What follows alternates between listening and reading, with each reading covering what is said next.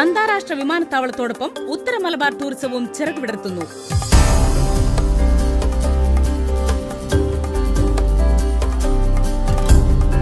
Home സ്റ്റേകൾ, budget റിസോർട്ടുകൾ, ആയുർവേദ കേന്ദ്രങ്ങൾ, തനതു കലകൾ, ഫാം ടൂറിസം, ഹൌസ് ബോട്ടുകൾ പോലെയുള്ള ടൂറിസം സംരംഭങ്ങൾ തുടങ്ങാൻ വലിയ തോതിലുള്ള അവസരങ്ങൾ.